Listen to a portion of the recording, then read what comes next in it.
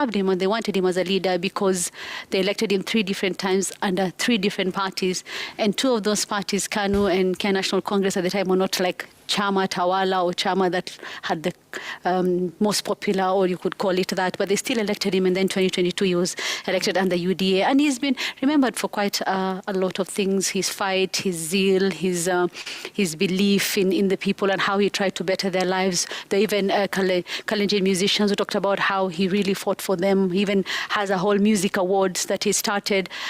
And then he died with people who loved him, because when you listen to the family and friends of the other 4 who died with him, they talk about how much he meant to them, how much he meant to their sons, how much he meant to their friends, how much he meant to their siblings. And it was a sad day today, Yvonne, if you had watched the story that was done by Leto, how the emotions that were the faces and in the speech of the people in Emirua Dikir. So it was sad day, sad week, and tomorrow, of course, finally, ni mazishi. They will be buried, and then, you know, they can just be remembered, wakumbukwe kwa uzuri, I think. And of course the speeches that have been made about Ngeno, and also the people who died with him, the family of the school teacher Robert Kipkoech Keter, talking about how he had just gotten his letter, his TSC letter, and they were expecting him to go pick it, start his life. The family of Nicholas Koskei, he's a journalist like us, and what they said about it. The family of Amos Kimwetich Rotich, Wycliffe Kiprotich Rono, and Colonel George Were, whose family talked about how he was retiring at the end of this year. He had over 4,000 hours of flight. And it's really been a sad week, Yvonne, and I think it's... you can just remember them kwa uzuri and just pray that Mwenyezi Mungu alaze pema palipo na wema. Yeah. And we'll listen to the tributes that were given by family members of all of them in just a moment. Jay, your thoughts and reflections on what happened? Thank you. First of all, condolences to the families of the 6 persons who died in this accident. And listening to people speak about them, you realize that each one of them impacted the community in their own way. And makes me just emphasize one thing that we have come accustomed to of late, that give people their flowers while they're still here. Because some of us never knew these gentlemen, apart from the MP and the pilot. But you realize the impact that people like Robert, people like Nick, that I also understood went to the same university like I did, had within the spaces that they thrived in. And you say, give them their flowers while they're still here, because you never know the hour nor the time. But let me also add that a number of our colleagues I also spoke to really felt this, because the pilot, George Were, have flown a number of them to various assignments across the country. And they are reliving the tales of how a gentleman he was, how kind he was and patient with them during these assignments, and he would do anything for them to get these good pictures that they finally bring to our audiences on air, and just saying that he was one of the best that they've flown. So it is very important that we continue to pray for these families. For the MP Joanna Ngeno, I think the region has lost. His community has lost, and Kenya has lost. The artists that he supported. We all know that Kenyan artists are not very well taken care of. And for you to find an individual that goes out of his way to organize concerts, have recognitions for them, and just appreciate the role that they play in the society was really selfless of him to do that. So we pray that these families, their friends and relatives may find peace as a result of this terrible accident that happened on Saturday evening. Yeah, Sam? Right, and it's been a heavy week that all of us have witnessed, especially coming from the constituents of Emirua Dikir, and of course the fellow leaders that Joanna Ngeno served with, and the families of the 5 gentlemen who died in that air crash. And I think as we were even processing these developments, I remember watching a conversation I held with Johanna Ngeno. It was in May 2025. At the time, we were talking about the progress that had been made in as far as implementation of the affordable housing program, and that had come just a few days after the unveiling of the 1,080 units in Mukuru. And we had an elaborate conversation with different professionals and stakeholders on it. And I remember him very passionately explaining what he knew from the position of a member of parliament, but also as a person that chaired the Committee on Housing. And you could tell, because the housing program has not been an easy ride for the current administration, and especially also looking at the members of parliament that have been at the forefront of championing for this. But he took it in stride, and from his explanations, you could see someone who was actually passionate about what he was doing, which is an unusual thing to find in political leaders. But now for him, and you must have seen the situation that the Principal Secretary for Housing was in, that is Charles Hinga. You can tell the sort of relationship they had, a working relationship, which I think for the country and the constituents of Muradi, this is something they'll remember, that not just about serving the people of Muradi for the time that he had since 2013, but even the people of Kenya for what he was able to do, which is quite an honor for him to serve in such a capacity, but more importantly, what exactly he was able to do in that committee. So I think for us is just to mourn with the families of the 5 very young and energetic men. I think the oldest is about, apart from the pilot and Mheshimiwa Ngeno, the oldest person there is about 37 or thereabouts. So very young people that are getting on with life, setting up their families. Right. It's a difficult moment, and we can only just pray that their families can find comfort to deal with this loss. Indeed. I'd like us to listen now to the tributes that were paid by the family members at a service earlier this week here in Nairobi. The laughter, the dreams, the simplicity of believing we had endless time. But even death cannot take what we built. It cannot erase the love, the memories, the family we created. You'll always be my Joha. To our children, your father loved you more than words could ever express. He was proud of each one of you and always spoke about your future with hope and excitement.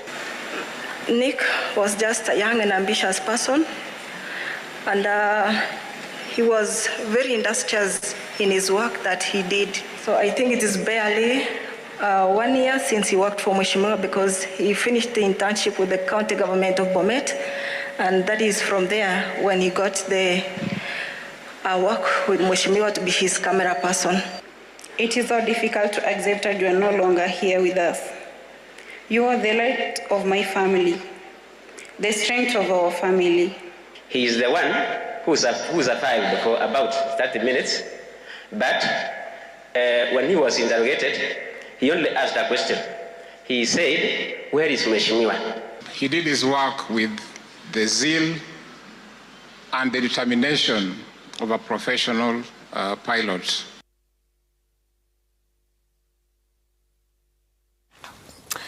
Indeed, like we said, our condolences to the families as they prepare to rest or lay to rest their kin tomorrow, is it? Yes, tomorrow. Yeah, tomorrow. For 5 of them. Yeah, send-off journeys begin. And while all of that was happening, there was another service today, of course, but something else was taking place in the National Assembly, as has become the norm with issues or projects or initiatives or bills or proposals that are fronted by the government. We have, or on the verge of, the National Infrastructure Fund bill becoming law. And quite a debate it has been. There's been public participation exercises where they've listened to the views of many Kenyans. Sam, where are we this evening? This bill is ready to become law. Yes, the developments this afternoon were quite significant because the Committee of the Whole House, which is one of the stages when it comes to lawmaking, had a moment to process several of the amendments that have been proposed, of course, from different quarters, including those that are from the Finance and Planning Committee, represented by the chairperson, Kuria Kimani. So a very significant afternoon. You recall that the days of Tuesday and Wednesday, these are the days that the House was going through the debate stage in the second reading, where members of Parliament were able to express themselves. Of course, many in support of the bill as it had been proposed. Some of them saying that this is the surest way to ensuring that we're able to now straighten how we identify, how we finance, and how we execute projects, infrastructure projects in the country. So we'll shortly be listening to some of the voices of what members of Parliament were saying. But you recall that there were critical issues that have been raised by members of Parliament. We'll be listening to some of those in 2.3 about some of the cabinet, some of the members of Parliament saying that it would appear that the Cabinet Secretary of the National Treasury had so much power in as far as implementation of the fund itself. Let's listen to Mheshimiwa Kagusha. If it is going to prioritize projects, if it is going to structure infrastructure financing, if this board indeed is going to do all these things, why is the Cabinet Secretary sitting at the center of every control lever? All right, so that's the Member of Parliament for Mokureni raising questions about the involvement of the Cabinet Secretary in the board of the Infrastructure Fund. Let's listen to the Kathiani Member of Parliament, Robert Mboyo, on what he said about implementation of the fund itself. There is nowhere in this bill that shows any plan that will make sure that the money being distributed through this fund will be able to reach everybody fairly. So, Mr. Speaker, there is absolutely no benefit for this fund. And I think it's just a way by which we want to borrow more money and have money that we can be able to use, especially going into the next election, because I'm certain that is the purpose for which this bill is being pushed. Right, so suspicion right there. Of course, Robert Mbui is the Member of Parliament for Kathiani and also a Deputy Minority Leader. He comes from the Wiper Party. Today we saw a press conference by the United Opposition expressing similar sentiments. The Member of Parliament for Kajiado North had a few things to say in as far as the involvement of the executive, that he felt Parliament was not being involved. For the NGCDF fund, we even approved the constituency committee. We approved the board, the committee. This particular law, the executive appoints, the executive gazettes. There is no mention of the National Assembly. So again, a question raised about why was Parliament being left out. Let's listen to another Member of Parliament, Wilberforce Oundo, who spoke about what was going to be the role of Parliament.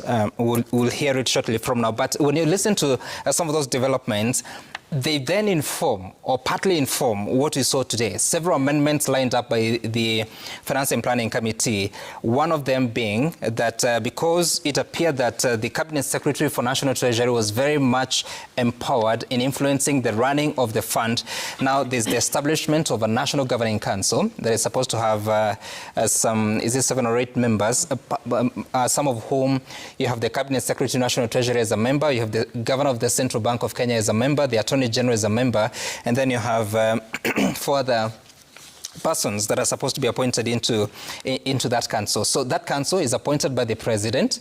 They say it's supposed to be competitive picking, especially for those outside the 3 who come from the executive or different offices.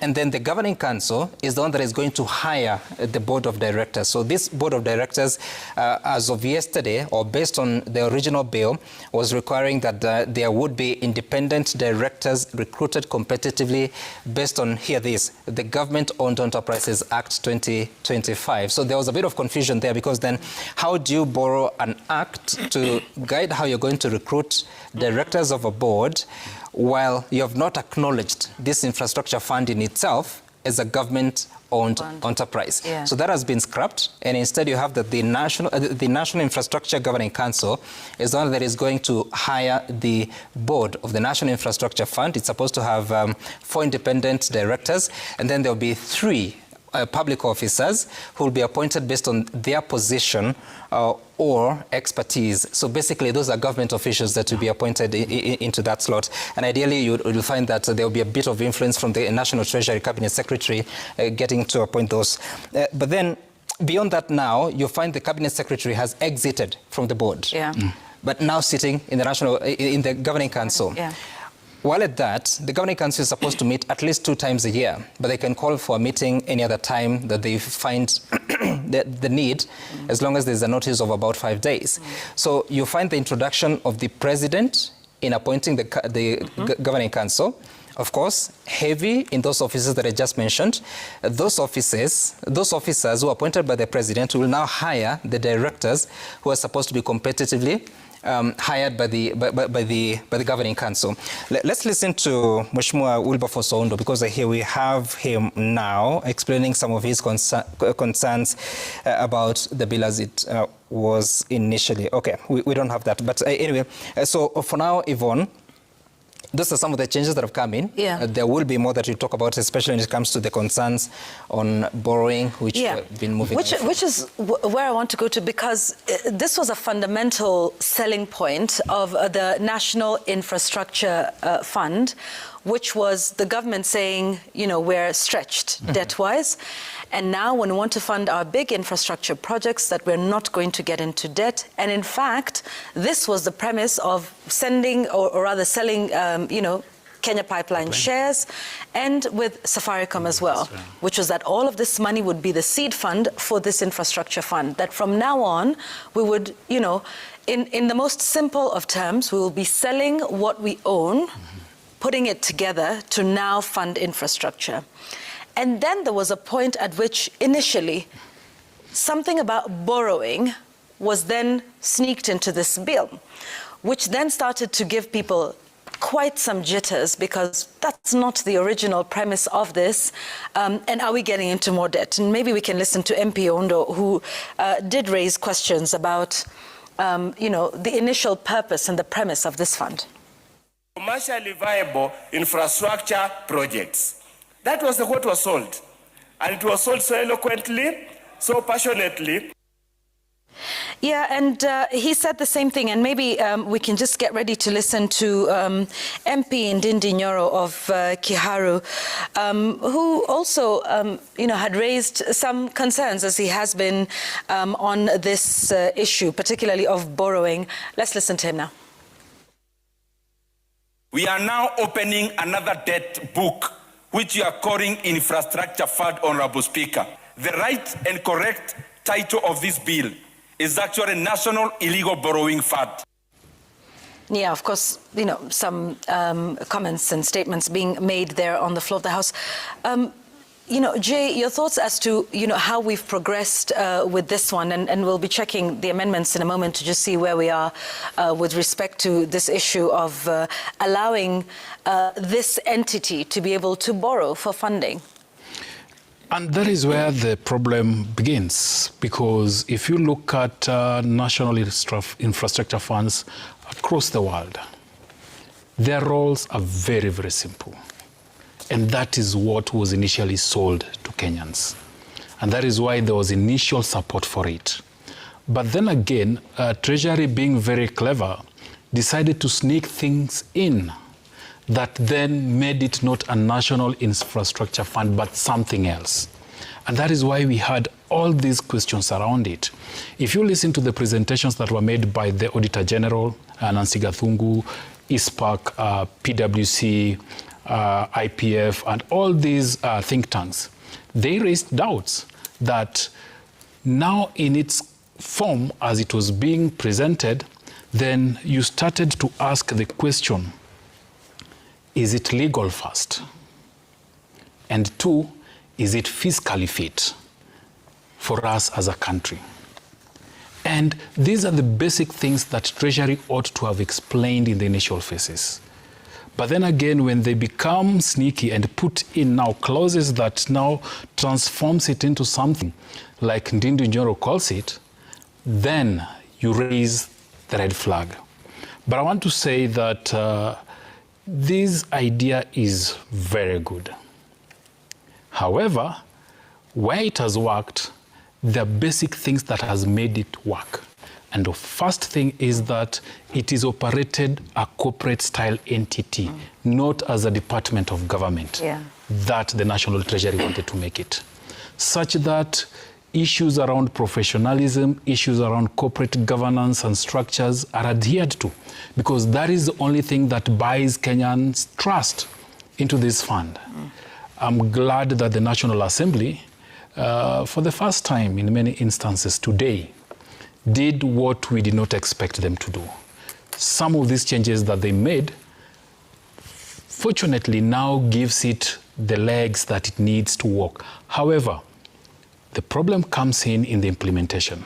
Like Sam has said, when you create a governing council, but then again you still have a top-heavy government seats, then even the independent directors may not do much. Yeah.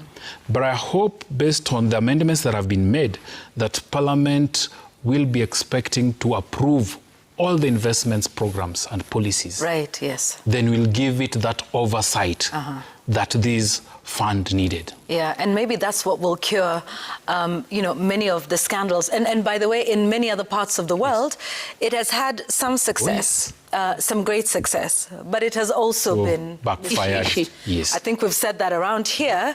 There's a documentary out there of a young man called Jolo. Ask them what they did with the Malaysia 1MDB fund, how big artists were being paid millions of dollars to come and, perform at birthday parties. So we've seen how this can be misused. And I think those are the questions that Kenyans are asking because they have seen it, they have understood it, they have seen how good it can be in the countries that it has actually funded some great projects, and they've also seen how this can be a scandal, by the way, that has brought down administrations and sent former presidents to jail. On the same note, Yvonne, you're talking about what Kenyans have seen. I'm looking at what we've put on screen there. Who knows what? So what do Kenyans really know? Or because when you look at the push and pull, there are those who are speaking for it, and mostly it's government. And then you have, like you were listening to Parliament, those who are raising questions or poking holes are probably those who would say are in the opposition. So kila moja anavuta upande wake. So you ask yourself, okay, so who is really speaking for me? Who is really speaking for the Kenyan who's watching this whole debate about 5 trillion shillings? And looking at our history with money in this country, our history with funds, our history with mega projects, and how there's always this question about transparency. There's this question about what are we not being told. There's this question about who is involved. And then we were asking, well, is there a hidden public debt somewhere? Are we going to have taxpayers being responsible for something going forward?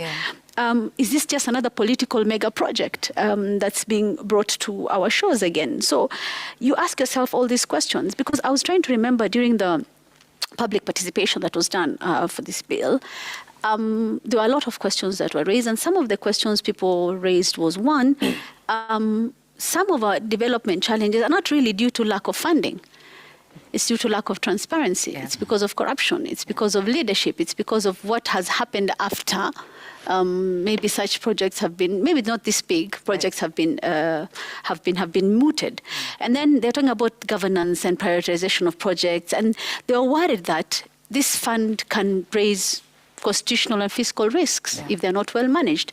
They talk about how there should be a lot of independence in terms of who manages what. Because history has shown us again that if it comes to money, there'll always be issues. Then now the whole issue about elections coming up, is this whole thing political? And what does this mean going forward? So this project has to have a lot of transparency. There should be a lot of communication to people about where we are and what we are doing. There should be a lot of sessions where questions are answered. And there should be a lot of people being told, we are going here, instead of something being done already, alafu inakuja kujulikana baadaye. So transparency is very important. And you know the reason it is, this infrastructure fund is worth 5 trillion. For context, our budget, our current one is what, 4.239 trillion shillings. And this is why Kenyans should, pay attention to what has been passed. It is big money. It is a lot of money. And it is not just a lot of money, we are selling our national assets to fund this. So if in your home you're going to say, we're going to sell this car so that it can fund education, then you've got to be very clear that when you sell that car, that all the proceeds of that go towards paying education, the children's education and their school fees. And I think that is the crux of the matter here. And it would be who makes sure, right, that this car has been sold for 500,000 shillings, the school fees is X amount, this is what we need to do, and we pay for that, and that's an investment in our families and our children's future. I mean, it's as simple as that. And I know sometimes, you know, the numbers are big and they're mind-boggling, and it's tempted to think, okay, you know, what happens? And that is why the issue, I think, of having parliamentary oversight is very important. And those are some of the issues that were raised in the House. And I'm glad that, you know, some of the amendments that were put in took note of that. We can listen to Makali Mulu, who, you know, talked about, you know, raised his concerns over the role of the House in oversighting this fund. Once we pass this fund to become an act of parliament, honorable members, there will be minimal oversight by this House. Matters in terms of how do you apply the resources, and in terms of how have the resources been utilized, so that you can confirm that the resources were used for public interest. Majority Leader in the House then sought to allay those fears. What does the Auditor General do with these reports? He brings those reports to the National Assembly. Therefore, your effective role of oversight is guaranteed under the Constitution. Yeah, and I just want us to listen to him one more time, making a case for this fund.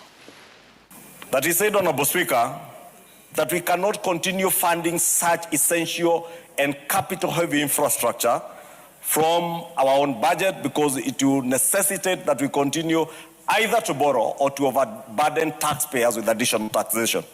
And he said we cannot continue funding essential infrastructure through unsustainable borrowing or overburdening taxpayers with additional taxes. But neither can we afford to postpone these imperatives without risking our future. And as he said, we cannot continue funding development through borrowing. And yet that clause was in it. Yep. But now with the amendments, is it? In terms of what was passed today? In fact, the Leader of Majority had been quoting the President, because when he appeared in November for the State of the Nation address, that's what he was explaining. And the Leader of Majority, again, responded to the members of Parliament that they still have the power to oversight because the Auditor General's report will come in there. And you're wondering why this was going on, knowing too well there's something that was cooking. He was referring them to the committee report, the Finance and Planning Committee on public participation on this particular bill. But of course, the members were saying that you debate the bill as it is. You do not debate the report. You deal with the bill, then when the amendments are moved by the departmental committee, then you can have a say about them.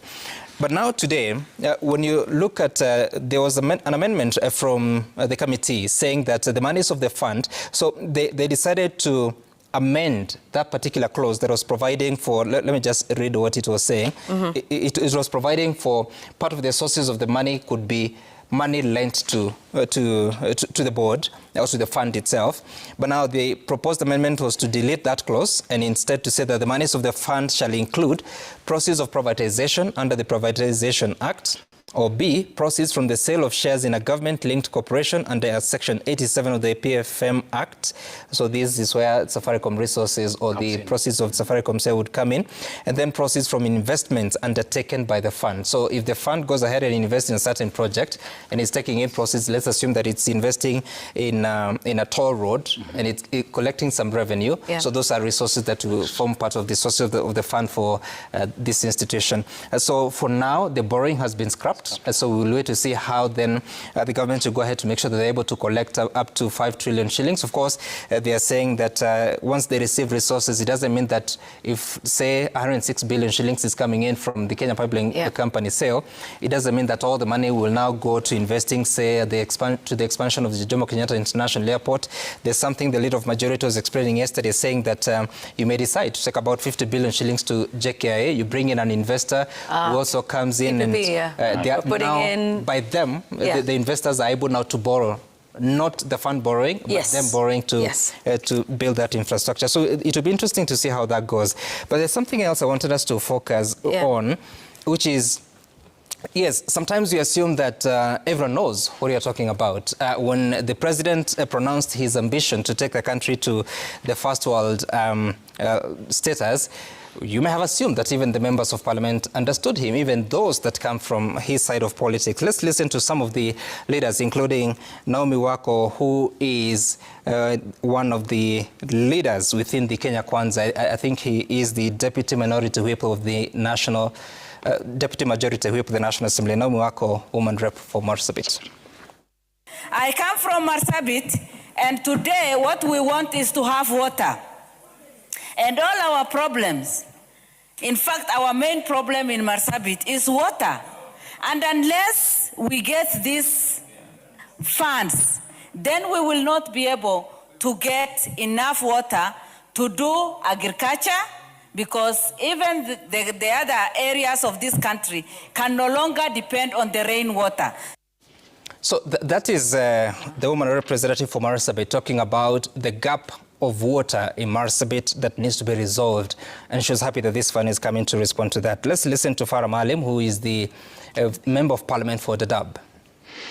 Dr. Makali, the most viable areas in this country today are the arid and semi-arid areas. Commercially, yes.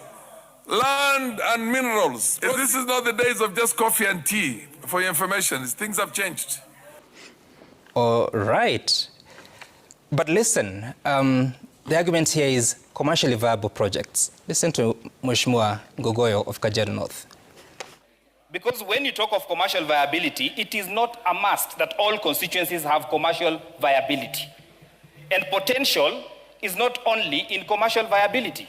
Mr. Speaker, this is another introduction of the sessional paper that members talk about here that say they are high potential areas. It's another way of saying that there are areas that have more potential than other areas, and therefore you're setting up a fund to fund those areas. And then the economist, member of parliament for Kitui Central, Dr. Makali Mulu. It says the fund shall undertake feasibility studies on investment projects to determine the commercial viability of the projects. Order. The word commercial is important. Then there's another member of parliament who has an opinion on their reading. The bill talks about funding national commercially viable projects. That's what it talks about. In highway, railway networks, airports, seaports, because the intention of this fund, when you invest in commercially viable projects, the proceedings, the revenues from those projects are supposed to come back to the fund to fund other projects. That's the essence of this bill. So there had been concerns, many saying that because of the challenges of collecting revenue, borrowing, you don't have enough within budget to put up various programs or projects in the country. Some members of parliament were feeling this is the answer to the constituency needs. Kimani Ichung'wah told them this. I have heard, Honorable Speaker, during the debate, many people assuming that this fund will come and develop my 2 kilometers of roads. Far from it. It will go into those projects that are commercially viable, projects that can repay themselves. Then those that cannot repay themselves, like the roads Honorable Kagushi was speaking about in Mukurweini, the roads in Kikuyu, the roads in Kajiado North or Kajiado West or anywhere, any other part of the country, those now we budget for them in our budgets. So clearly there is varying understanding of what the bill was proposing, a varying appreciation of what the facts are. But I think the amendment that has been carried by the House to define what national infrastructure means, that it's national highways, it is railway networks, it is airports, it is seaports, it is electricity generation, transmission and distribution infrastructure, water reservoirs, and irrigation and agribusiness infrastructure. That is what this fund is meant to implement. So for anyone who would have thought that this is the final answer to the Kasmore Road that runs from the cattle dip to the farm, this is not it. I think, let me just add that the National Treasury has a lot of work in communicating this. Once it becomes law, Because if members of parliament, who are supposed to be the cornerstone of oversight and legislation, then this is revealed, then tells you that the constituents that they serve may not have ideas. So it is important that the National Treasury, going forward, does strategic communications to just help Kenyans understand, because once it becomes law, we are stuck with it. Yeah. We need to appreciate its role and impact in our economy. Yeah, and you were talking about having clarity of the projects that Exactly. this fund is supposed to, be geared towards. That's important, right? Yeah, very, very important, because again, we are in the season of politics, and all manner of context will be assigned to this fund. So it is important that people understand what exactly it does and how it is managed. Yeah, and how the Mwananchi would also be able to ask their MPs, when you go to Parliament, ask them about this. And so that clarity needs to start as well at the National Assembly. Before then the people themselves can understand it. And granted, lawmaking is difficult, it's challenging, particularly when it's to do with big projects like this and money. And, as human beings, we all think, okay, there's a 5 trillion shilling fund that's here. We're going to be, we're selling assets. There's money that's coming in here. Hey, we have this project here that's unfinished. This is something that we need done. I mean, granted, everybody would be thinking, like you were saying, Sam, this could be the solution to some of our problems. So a lot more information needs to go out there. And I'm sure now that it's been passed and awaiting assent, that'll happen very quickly. Because remember, there were two concurrent things that were happening at the same time. The announcement that there is a fund that's being created at the same time. There's the start of the sale of government assets. So that money needs to go somewhere very fast. And, I think we'd said it around this table before about building a house versus, the furniture inside it. And in some sense, the furniture was already being purchased or procured before the house, was built or set up. So there's going to be quite a bit of, I see, action going forward, and also coming at a time when there's all of this political rhetoric going on in the country. Exactly. When you talk about communication, then I'm going to repeat that this government has actually struggled with communication since the beginning, in terms of getting things out there, getting people to understand the way it's communicated, who communicates it, what's the language, what's the platform, what's the forum in which this communication is being made. So all these things need to be considered, because this is a mega project, and if it succeeds, it's good for this administration. 5 trillion si pesa kidogo, and you're putting everything, you're selling assets to put money into this fund. So it better work in terms of the people you intend it to serve need to understand why this is important to them. And I talk about the suspicion that comes about it. This is just political. This is just to, the money will go into people's pockets. This is just to benefit a few. It's not for us.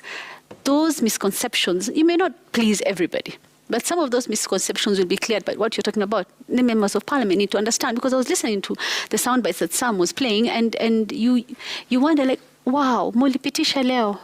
Na munaelewa kweli mlikuwa mnapitisha. But Jamila, we've been here before, where once SHA was passed, you remember? We've had politicians came afterwards. We've had politicians who've sat here in and this they don't very understand studio what they passed. Who say they didn't know what they were passing. We even had something that we did. I can't remember what it was. Something to do with avocados. And there's this legislator who went to kule kwa village, and he was being asked, ni wewe mulipitisha hii kitu?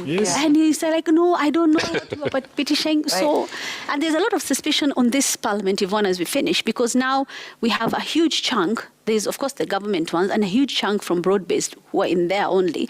So there are those who will say, ili petition na serikali too, because they had the numbers to petition it. Is it for us? But to be fair to them, Jamila, you realize that this is not the first time. Once upon a time, there was the affordable housing bill. I think it was at the start of 2024. It came in after the nullification by the High Court the previous year. I think it was in December late November of 2023. And the bill that came in January of 2024 versus the bill that passed a few weeks later, they were totally different. Extremely different contribution. At the time, the Attorney General, Justin Muturi, had told Parliament that the drafting was not done by his office. Indeed, he said that Parliament has the mandate to amend, to correct, to make the law look proper as law.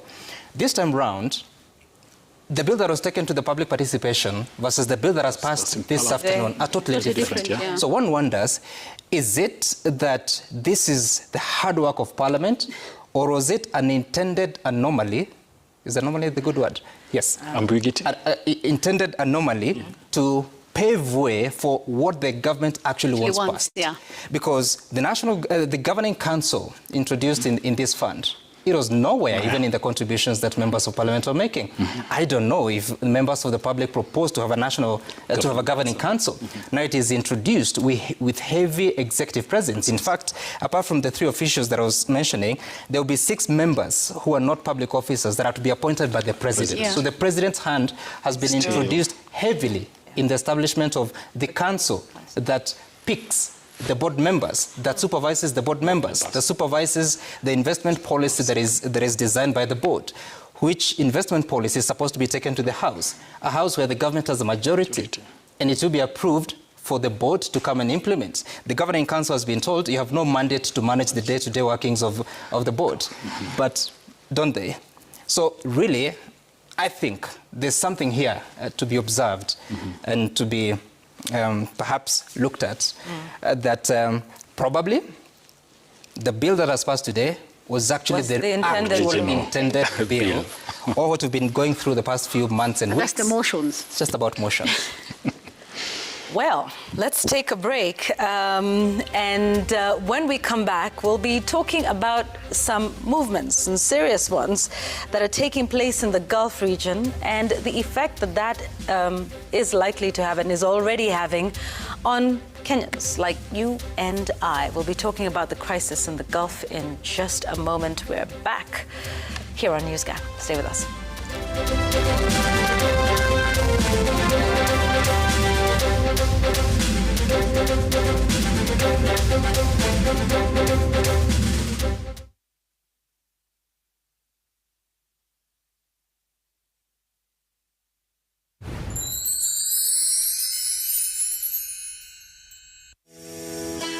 Ramadan is one of the holiest of times, which instills a sense of happiness, piety, and joy among all of those who have been eagerly awaiting its arrival.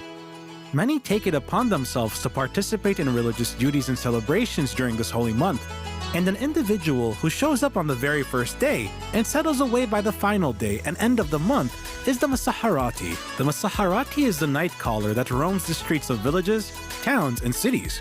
The Masaharati is one of the many revived traditions that surfaced during the holy month of Ramadan. And these individuals take upon themselves the task of notifying people that it is time to wake up for sahur.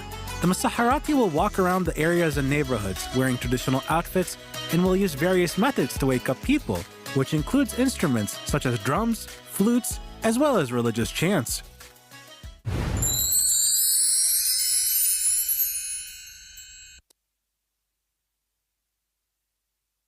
Wacha kubahatisha, anza kuwin. Form mpya imefika. Hii form ni cheza cheza. Una bundles, una smartphone, usiwori. Dial star 770 hash sahi. Na cheza cheza huchezi hard, unacheza smart. Tuko na AI system inafanya hiyo kazi ngumu for you. Chagua quick bet, single bet ama multi bet. Weka stake yako na wacha system ikupatie win yako. Games ikiingiana, wallet inanona instantly. Cheza cheza leo. Decide how much you want to win. Dial star 770 hash now. Addictive. And days that, you know. You only have to go into supermarkets and stores, for instance, in Dubai, to find Kenchik products, on the shelves. And all of this is because of what happened. It's now been... It started on Saturday night. It started on Saturday night. Yeah. Like we said, a lot can happen in a week. Yep. A lot can happen in a day. Particularly in the world that we're living in, things can change with one man's decisions every morning, and that can turn the whole world around. So, Jamila, how did we get to this point where meat exporters are saying they're looking at losses that could run into billions of shillings in just 5 days? Just 5 days, Yvonne. And we need to remember that in that region, Gulf, ama kwa Kiswahili tunasema eneo la Ghuba, there are about 400,000 Ghuba. Ghuba. Wow. G-H-U-B-A. That is Gulf. Yeah. Gulf. Ghuba. Okay. Yeah. Wow. Kiswahili lesson ongoing. Yeah, Learn 101. every day. Ghuba. Eneo la Ghuba. G-H-U-B-A. Ukisema eneo la Ghuba, I don't know, some people in this The far right do not remember this, but we remember when during the Kuwait War, Guba la Wajemi. Guba la wapi? Wajemi. People used to listen to radio Tupeleke news pole pole. zamani. So Wajemi is what? Kuwait? Pande hizo, when there was that war, the whole Kuwait war. Wajemi is what? So when you're talking about that region, so we used to say Guba la Wajemi. I remember radio news wakati huo when we were little kids, we used to listen to the news. Again, people in the far right in this room of this table need not say anything. Was it in the 70s or something? No. Okay. Unfortunately. The war in Kuwait was not in the 70s. Yes. Anyway, it's... Anyway, so tunaita Guba. On Saturday, you know, this indication about there's conflict, there's tension between Iran and Israel and the U.S. had been going on for a bit. And talks and everything. Talks were going on. Oman was involved in the talks. And there had been indications that there may be a breakthrough, you know, because Iran had agreed to zero stockpiling and all sorts of conditions. Never, ever pursue proliferation of nuclear arms. According to Oman. According to Oman. Yeah. And all this was coming out after the fact, after now Iran was attacked by Israel and the U.S. And one of the first things that happened was the Supreme Leader Ayatollah Khamenei was killed together with several other leaders, senior leaders of Iran. And then now it opened this whole Pandora's box where Iran attacked almost 20 countries around that region. Countries that have been known to be almost safe. They are considered to be safe for foreigners. They're considered to be safe for tourists. They're considered to be a place for business, like Qatar and Bahrain and Dubai and the UAE. And suddenly these countries are facing missiles. Suddenly these countries are having to have this defense mechanisms to try and stop the missiles from falling and hurting people in those countries. We've had deaths in Qatar, we've had some deaths in UAE, we've had falling debris injuring people. I think today there were some workers from Nepal and Pakistan who were injured by shrapnel in Abu Dhabi. But then now when you go to what's happening in Iran now, I think by the last count today, over 1,000 people had been killed by the strikes that are not just happening in Tehran, but I think in almost 20 other cities in Iran.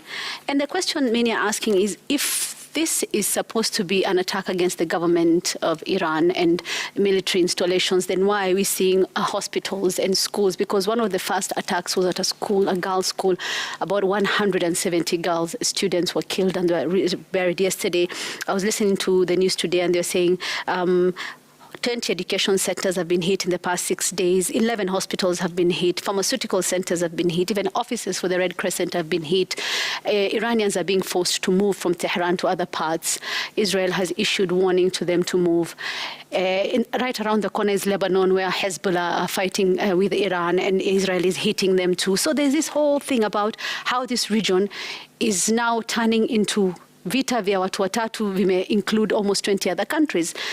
And one thing the Gulf states do not want to see is this state of affairs where people are actually scared and worried that they have to leave. Again, I talked about how countries like Qatar and Bahrain and the UAE have created this whole image that this is a safe place. You can all come here. The number of expatriates, I was reading that about nationals from over 200 countries live in those places, who work there, who are students, who go to school there, who do business there, who go there as tourists.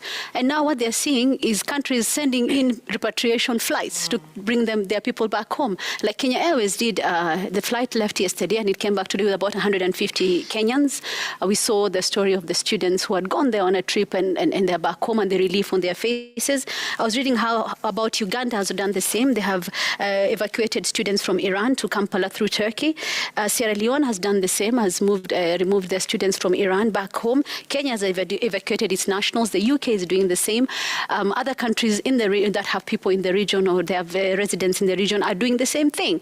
So this exodus of people, not out of kutaka kutoka, but because of fear for their lives, I don't think it's something that those countries in the Gulf expected to see. Now look at the effects for Kenya. We're talking about how about 400,000 Kenyans live there, and we listened to the story about how nyama, na majani chai, and all those things that they export there. In 5-6 days, this gentleman was talking about 1 billion shillings. So if this war continues for long, what does that mean? And remember, there are also a lot of Kenyans who said remittances from those countries, from Saudi Arabia, from UAE, from Qatar. We have a huge number of Kenyans who live in Doha, for instance, who live and work there, in Dubai, in the UAE. see students who go to school there, Kenyan students. So what does that mean in the long run? Because all indications are, at least when we listen to the US administration, this could go on for 5 weeks or more, and they're willing for you to go on until an end that they want is reached. So Yvonne, I don't think anyone thought that when that first missile was sent into Iran, it would now turn out into what we are seeing now. The whole Gulf region is now being drawn into this war. And now other countries like Britain and France and Italy and the Netherlands are having to send ships to Cyprus to try and protect their interest in that area. So it's opened a whole kind of worms that is becoming a bit difficult now to close. Yeah, and all of those are, affecting us here. I mean, among other things, the much talked about, for instance, government-to-government deal, where we're getting our fuel solely from, these two countries, Saudi Arabia and the United Arab Emirates. Your thoughts, Jay, on, the bigger economic crisis for Kenya, for a war that is taking place thousands of miles away, but that has real implications for us if this persists. U.S. President Donald Trump saying maybe another 5 to 8 weeks for now, but that could then mean something. When you take your matatu in the morning, it could have an implication on what your fare would be like. It could have an implication on the cost of your food, for instance. Jay? Indeed, Yvonne, the basics. The cost of crude has actually gone up by about 15% in the last 6 days, heading now to almost $100 per barrel. Yeah. And that automatically translates to the cost of petroleum products locally. We are a net importer as a country. Nearly 80% of whatever commodities we use in this country we import. And most of them are shipped through the Gulf. And with ships now not able to pass through, what that means is that cargo is being held, the cost of insurance is going up, and somebody will ultimately bear that cost, and that is you and me. The central bank has, over the last few months, been lowering the cost of borrowing. And that has been as a result of what they're calling the lowering of inflation. We are likely to see these affect inflations locally. And if that happens, then definitely they will have to do something to try and manage. And that would likely mean that the cost of borrowing will go up. Remember, all this is happening when we are still recovering from the effects of the COVID-19 pandemic. We are still not yet out of the woods. And some of these policies and measures that were being taken by the central bank were basically to help revive the economy. Yeah. Unfortunately, Kenya, just like many African economies, do not have the shock absorbers to withstand such kind of global effects for a long time. And because even at the global stage, we still don't know the why of this war and who owns it, makes it even difficult. And what their intention or outcome the intentions, is. yes. Yeah. And that is why it is important when you say that these are the dangers of the world operating on the whims of an individual. That you wake up and you don't like my face, and you say, I have to go. Maybe somebody might look at it that they thought it would be an in and out. Yeah. But look at what now Iran is doing. Their strategy is to attack these Gulf nations and attack their infrastructure and ports. And those are very critical to the global economy. Right. So where they thought probably they'd distract Iran, Iran is retaliating by ensuring that their allies in that region and the critical infrastructure that they use to support the rest of the world are being affected. And that would translate to the cost of living locally. And the Straits of Hormuz also. Oh, yes. I was just watching some time-lapse video by the BBC earlier on. And you see how from Sunday the ships have slowed down until today there's none. So how many ships are stuck with cargo? Yeah, and this is when, geography and shipping and all of these things come in. They have to go through It's that Cape of Strait of Good Hope. Hormuz. Yeah. It's a 33-kilometer gap. Yeah. And Iran has been known, as it has done now, to cause a blockade. On it. And for understanding, this is the only exit route for the oil-producing nations of Saudi Arabia, the United Arab Emirates, Qatar, Iraq, Kuwait, and Iran. Now, how this affects Kenya? So first of all, globally, about 20 to 30% of the world's oil goes through the Strait of Hormuz. Yeah. Yes. And for Kenya, this is even more interesting. Because that G2G deal means our oil supply or our fuel supply relies largely on the Gulf states of Saudi Arabia because we signed the deal with Aramco, one of whose refineries has been temporarily shut down as a precautionary measure. Then there's the United Arab Emirates through ADNOC and the Abu Dhabi National Oil Company. So this is where our oil comes from. Now, when they're temporarily shutting down, you know what that means in terms of, the oil that comes this way. Now, how does this affect us? Fine. The Energy Petroleum Regulatory Authority and the Cabinet Secretary in Energy have assured us of steady supply. But for now, how long we can keep that for the long term, because nobody can predict how long this will go, will be the challenge. And this is how. There's the landed cost of the fuel, because just shipping it, like you've said, first of all, the ships aren't moving, and if they are, the insurance is much higher. So the landed cost of that could go up. Now, for everyone, the landed cost is the price of the product when it lands here. And of course, we have our 16% VAT and everything else that adds on to that. That higher fuel, for the matatu business and the transport business, which, by the way, operate on very thin margins, for them, they can't absorb that higher cost. They will obviously pass it on to the rest of us. But there's also something else I think that we haven't, perhaps sort of, and I think will start to come into play in a moment. And maybe what we can start to do is get ready with 3-5 to listen to the director of IATA 3-5 when we talk about our tea exports. By the way, Iran is the single largest importer of Kenya's tea. The total exports to Iran, by the way, were $50.8 million in 2024. In that year, we exported 13 million kilos of tea to Iran, which was valued at 4.26 billion shillings. And that's not all. There's coffee, there's tea, there's spices. 90% of our exports to Tehran are made of this. And it's not just Tehran, it's also Pakistan. And remember, all of these countries are in that region. So this is where we are. Like you were saying, the United Arab Emirates has fashioned itself as a hub for investment. And it's an important re-export hub because many people take their goods there for onward, particularly to the Asian market. So what does that mean for the businesses there? Even when you were to think about if we can import more than we usually do in terms of fuel, do we have enough storage perhaps to take on more than we usually would in a typical... Because ideally we are supposed to have a 90-day stock. Right. We never have. Yes. See, so maybe even some of the lessons to be drawn from this, for me, might be to think about diversifying our fuel sources. Now, I know we're stuck with the G2G deal until 2027, because that's when it was extended to. But, it's crises like these that now start to give you food for thought about, some of the ways in which our country is structured. And to be quite honest, we're largely dependent on the decision by two gentlemen in the world today as to how this goes. And Yvonne, the alternative, the Strait of Hormuz is closed. You have to go all the way to Cape of Good Hope, Ukochini, South Africa.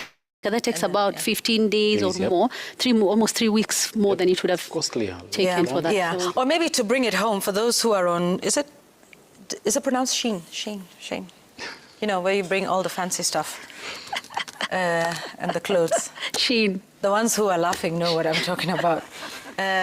If fuel and G2G is too big for you, just know if you like that chain, nguo zako zitachelewa kidogo, and they will be more expensive.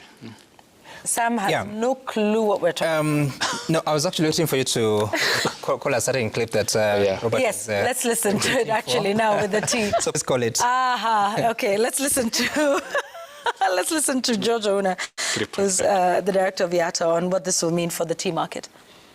If this conflict continues, we are going to lose over 20% of our export market share. So with that conflict going on, it means from next week, the auction will be very inactive. there will be little participation in the auction. It's also about the clearing agencies. This is how the world is globally connected today. Let's listen to Dennis Morai, who's the director of Konza Clearing Agency. Kwa sasa hivi zile ndege ambazo tunaweza pata, utaangalia utapata kwamba hata the freight cost itself wata double ama wa triple sababu ya the situation. In such a situation,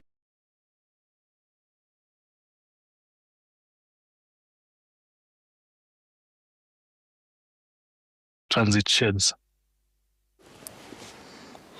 All right. I'd like us to listen to Nicholas Ngaho, whom we heard from earlier, about, somebody was saying, well, if all of this meat and all these meat products aren't going there, well, they can be consumed locally, but just listen to the amounts of meat that we're exporting and that are currently, being held.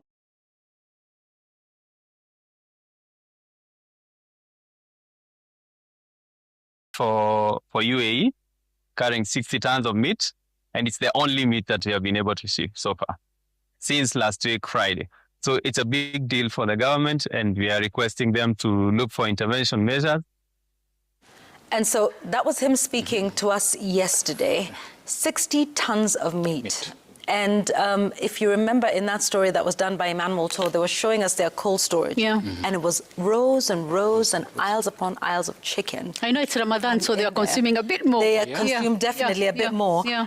But you can tell, I'm not sure the local market is able to absorb this, and say this is something that we're going to be able to do. So it's an interesting time we're living in, and that's why I think many of us are now paying attention to big words like drones and missiles and domes and things like that, because suddenly now those big names and big words in the Straits of Hormuz and others are now a very close reality for us here. Yeah, and now I understand that missiles are of different ranges. Now, the interesting bit is that the government of Kenya has been rather quiet, especially in preparing the people without really causing panic, because you must have seen the speculation that is going on about what may happen to the fuel prices, like what you were saying. But I saw the statement from Opio and the Cabinet Secretary for Energy, saying that we have enough stocks. But I hope beyond those statements, there are actually things that we are doing to ensure that we don't find ourselves in a situation that would really disadvantage the economy in a great deal. I also take note of what has been going on. You do realize the United Nations Security Council has not yet given a joint statement on what they think this is. There is no condemnation, there is no proper guidance on what exactly should be happening. But of course, we've heard from different leaders, including the Secretary General, Antonio Guterres, saying, I just want to quote what he said here, that he warned that the military action that has embroiled countries across the Middle East carries the risk of igniting a chain of events that no one can control in the most volatile region of the world. Of course, he had been calling for people to return to the negotiating table, that they should still give diplomacy an opportunity. At this point in time, if you have to look at how global leaders are expressing themselves, especially the Prime Minister of Israel, at the same time the President of the US, you are concerned if this is what returning to the negotiating table entails. At the same time, you will see that across the world, leaders have been very cautious on what to say. And you can just see the struggle, because, yes, it's being said that the US is aligning with Israel, but there are several nations that are aligned with the US. I think Kenya is one of them, largely. But also, what then happens when such a situation is evolving? You've seen Western leaders, like including the Prime Minister of the UK, he has said that he cannot cooperate or work with the US on this particular approach, and he has not attracted the best of words from the US president. No, Winston Churchill. Oh yes.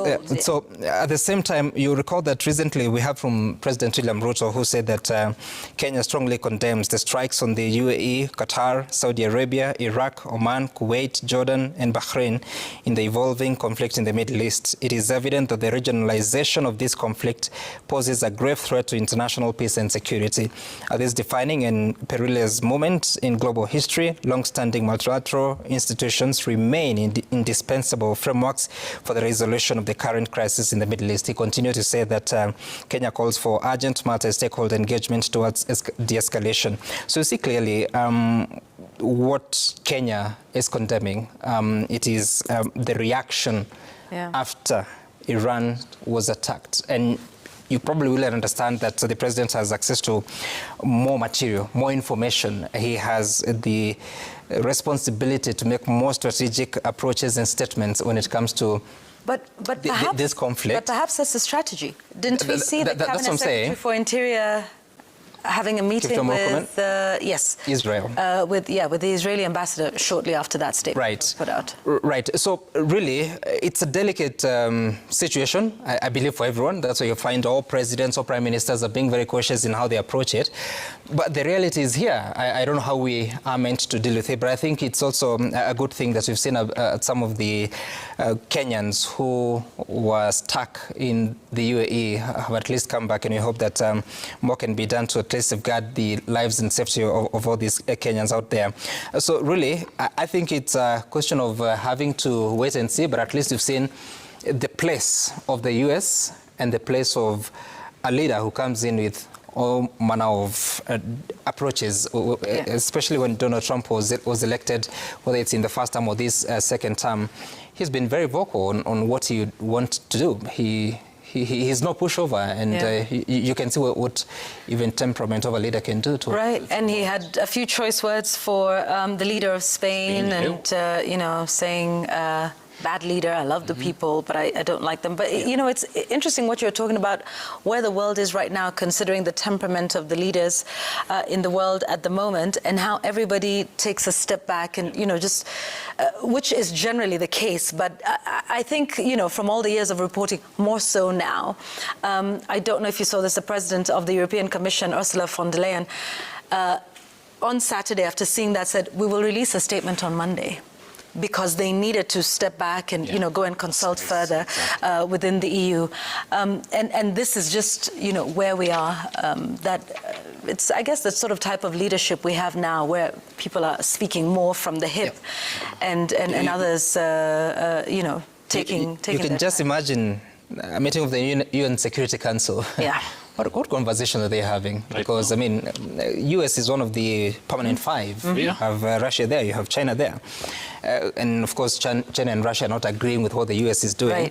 So you can imagine the sort of conversation they're having. And it can be explained that a week later, because it will be a week on Saturday, we still don't have a position arrived at by the UN Security Council. So very difficult moments for the entire world. And we still have the US not really explaining why they went to war in the first place. And that's one of the things that this administration is facing in the US.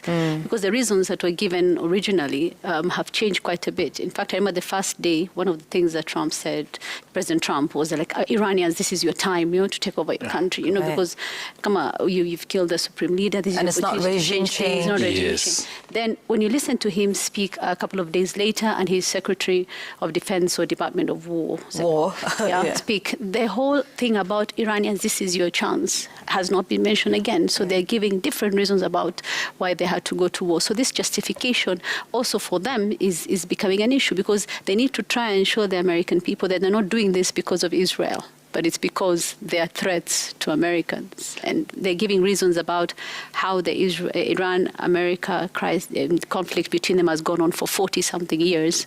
They are trying to justify why this had to happen. But as you said, Yvonne, the longer this goes on, the longer it affects not just the three countries, which is Iran, Israel, and the US, but all the Gulf states around it, and a lot of countries around the world. Absolutely.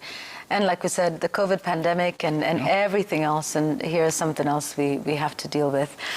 So let's... Ukraine. Sorry? Oh, you say grain? Yes, and grain and everything that is coming from there. So interesting times to be alive. We'll watch and see, and just hope that the government of Kenya at least is doing everything it can, not just to safeguard the over 400,000 people who are in the Gulf region, but also the Kenyans who are here, businesses, the economy, and individuals. Jamila, tunafunga kazi. The most peaceful person on this table aanze leo. That's precious. Ana vita na kina mtu yoyote. Rudia kwa wale walioko nyuma. Wasikie, the most peaceful person on this table. Asante. Bonyo. Thank you.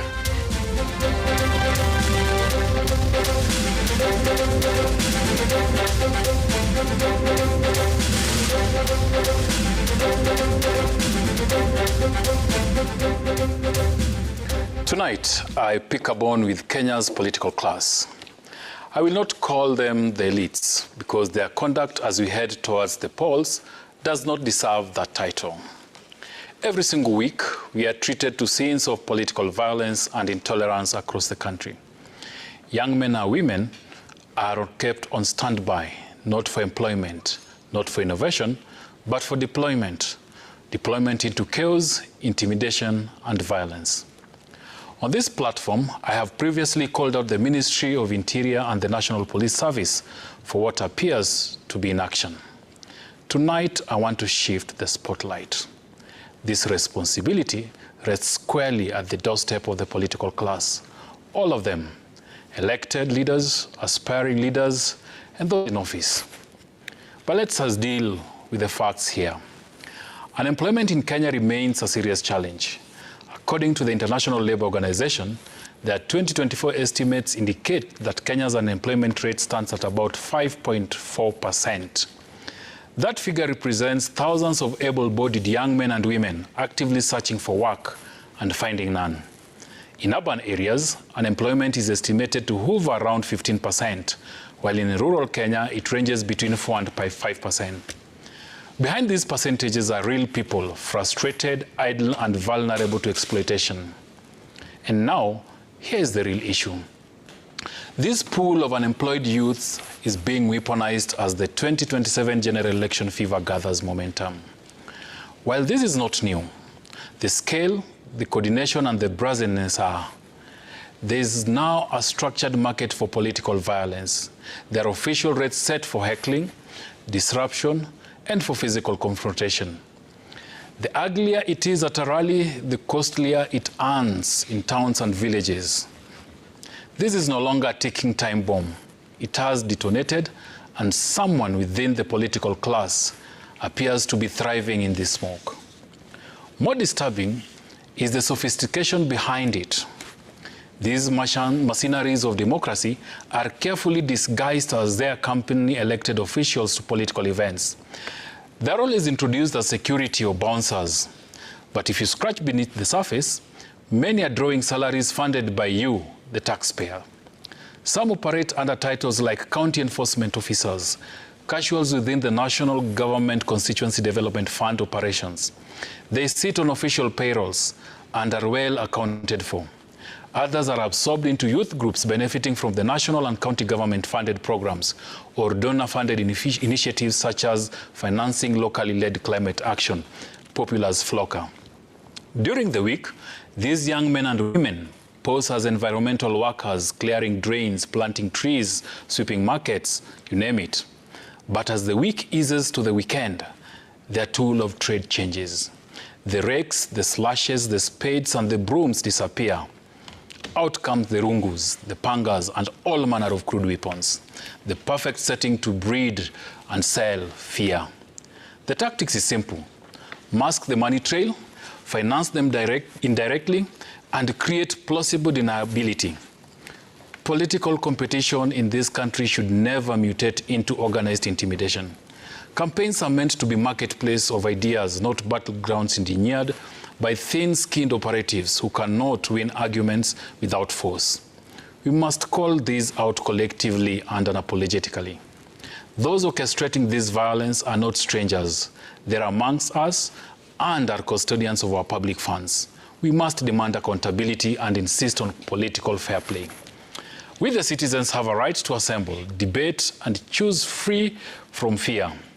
Elective leadership cannot be built on intimidation, just like democracy cannot survive on hired violence. Let the people decide, not goons, fear, or coercion. That is my bond tonight.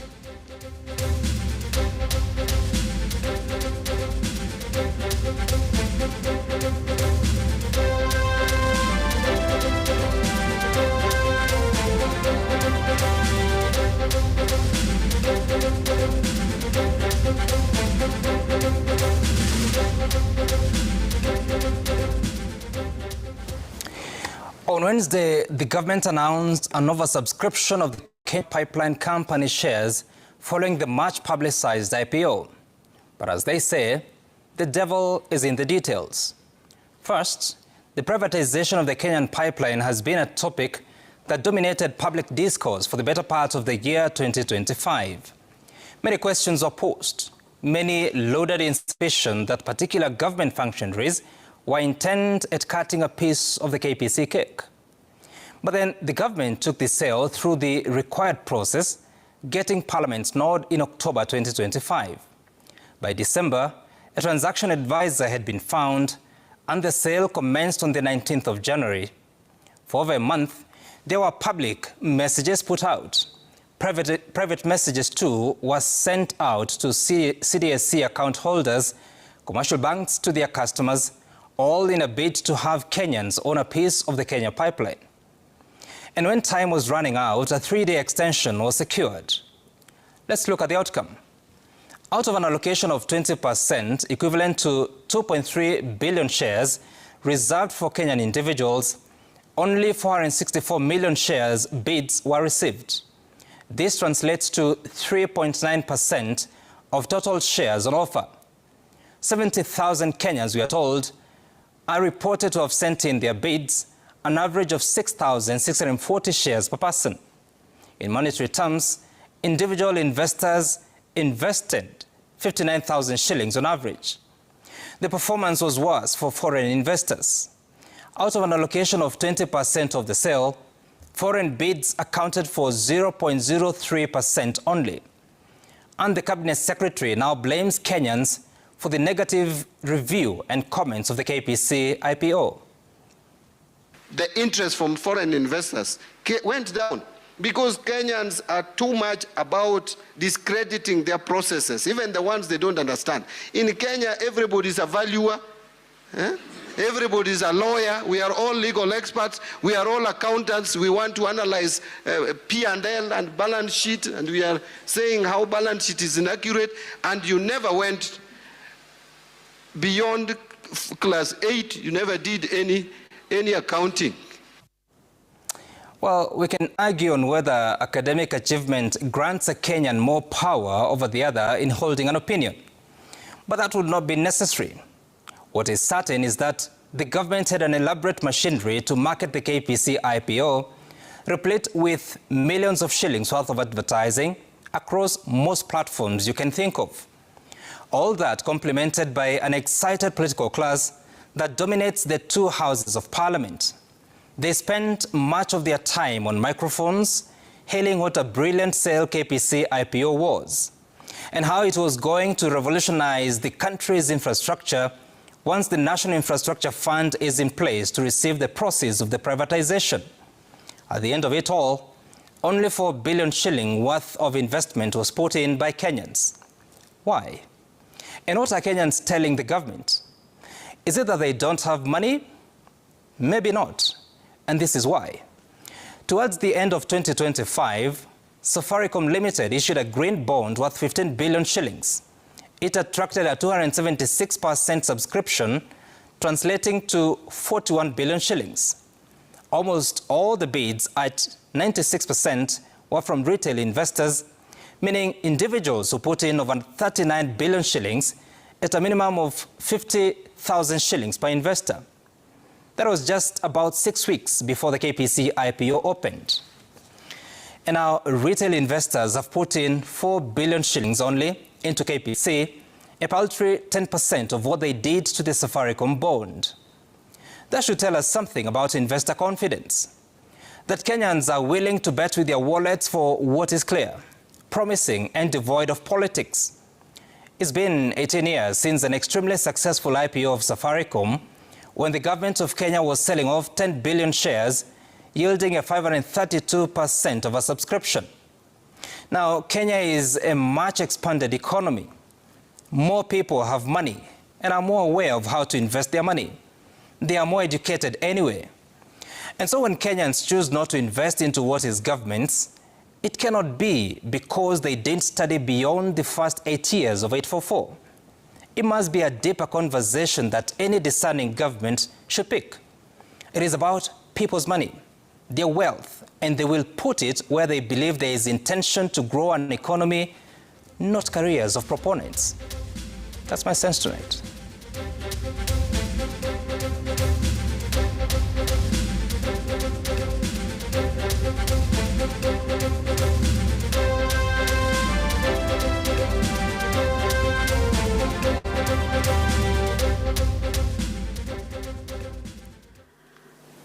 This week we were reminded in the most painful way just how fragile life truly is.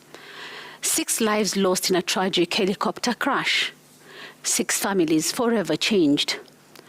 Among those who passed away was a member of parliament, a man described by many as someone who fought for his people, someone who will be deeply missed by his family, his friends, and his constituents. He was a politician, an elected leader from the ruling party. But in death, titles fade. What remains is the human being, a father, a colleague, a friend, a son, a husband. What shocked me, however, was what happened after the tragedy. Barely 24 hours later, our political leaders were back at it, on church podiums, standing on top of vehicles, addressing crowds, talking politics, making promises. If elected in 2027, I'll do this and that, as if nothing had happened. And I couldn't help but think, death is so final, so very final. In Islam, we are reminded, kullu nafsun da'iqatul maut, meaning every soul shall taste death. It is the one certainty we all share. The only mystery is when. So what would have gone so terribly wrong if just for a moment our leaders had paused? Paused to remember, to mourn, to pray, or to simply be present for grieving families and a grieving nation. Because sometimes politicians easily fall into the trap of appearing heartless or pretentious. During the funeral, you might not even recognize them as the same people who are politicking so soon after such a tragedy. Suddenly the tone changes, the speeches become solemn, and mourning itself becomes a spectacle. What would have been lost if church services had remained about prayer and not politics? If rallies had been postponed, political meetings cancelled for the moment? If leaders had chosen compassion, chosen utu? Because moments like these reveal something deeper. They show us whether leadership is about service or simply about self. A colleague has died unexpectedly, someone you knew, someone you met, someone you worked with. The least you can do is respect them, even in death. Right now, families are mourning. A father grieving a son who had begun carrying family responsibility, a wife mourning her spouse, children and siblings preparing to bury someone they loved. The least we can expect from those who lead us is a pause, a simple human pause, out of respect, compassion, and basic human decency. And perhaps that is the reminder this week, the reminder that this week leaves us with, that beyond titles, politics, and the noise, what matters most is how we treat each other in moments of loss. To be human, to show compassion, to have utu. That is my memo.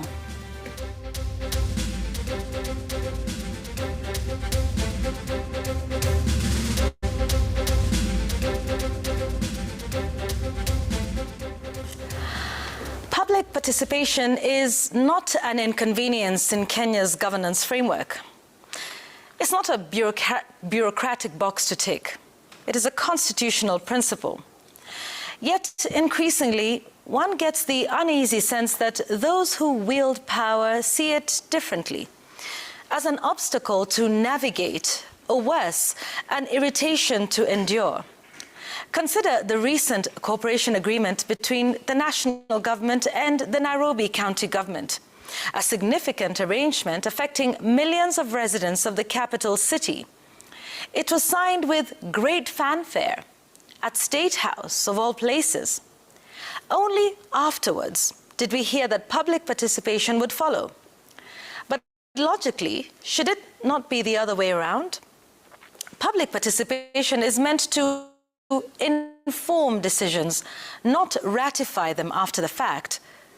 Because if the residents of Nairobi, the people whose lives will be affected by such an agreement, were to say they do not support it, what then?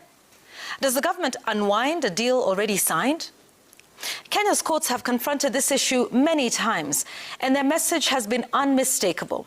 In 2024, the High Court declared the Privatization Act 2023 unconstitutional, halting plans to privatize several state assets. The court at the time found that the law failed the test of meaningful public participation, both in its quality and its reach. In another decision, the courts made it even clearer. Public participation, they said, must be, and I quote, real and not illusory, not a cosmetic or public relations act. Not cosmetic, not public relations, not a formality. But perhaps the deeper issue here is not necessarily procedural, perhaps it is philosophical. Because beyond the legal requirement lies a troubling pattern in the way questions from citizens are treated. Recently, during a television talk show, a host questioned the government's development record against its campaign promises. Instead of addressing the substance of the question, the response was dismissive. The host, viewers were told, simply did not know how to read the manifesto. Officials said they would teach him how to read manifestos. Yet, during that same discussion, it became clear that the specific issue being debated was not specifically mentioned in the manifesto itself. That they were doing was not clarification. It was condescending. Then there is a recent Kenya pipeline company IPO, which struggled to attract some investors. Retail investors stayed away. Foreign investors stayed away too.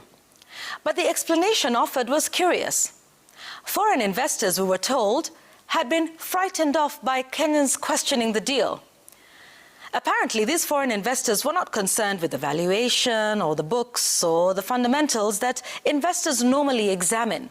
The problem, we were told, was that Kenyans talk too much. The minister went further, lamenting what he described as a country full of armchair experts who question everything, even primary school dropouts. It's a remarkable way for a government to speak about its own citizens. And this tone is not entirely new. Even senior advisors have sometimes responded to criticism with open disdain. On social media, one former presidential economic advisor once dismissed critics bluntly. He said, "If you're ignorant, keep quiet and learn."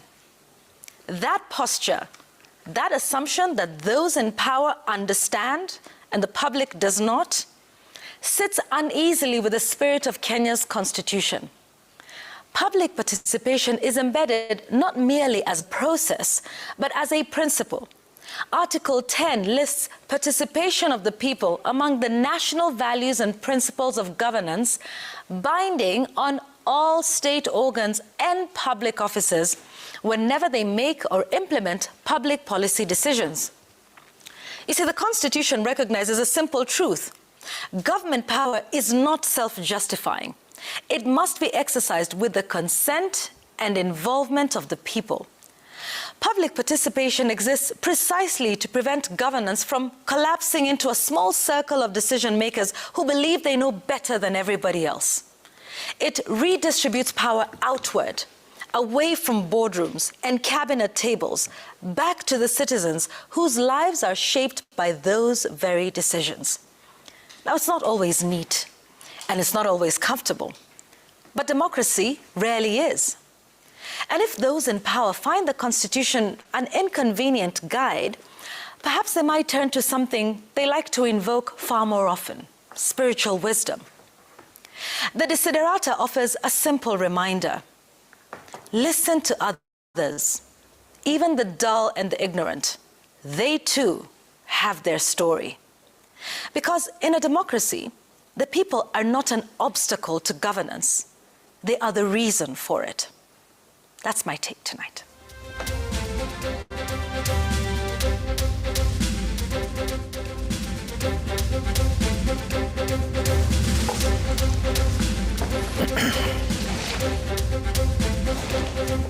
All right. So a bit of feedback coming in. Yeah. Jamila, a lot of it's about what you said. Uajemi na Guba. Guba la Uajemi. Sasa hiyo ni maneno. Someone is saying that Guba la Uajemi is the Persian Gulf. Also vita vya Guba is Gulf War. So I don't know which war you started. Because right. there's got a bit of it. However, that is anaelewa Kiswahili. Yeah,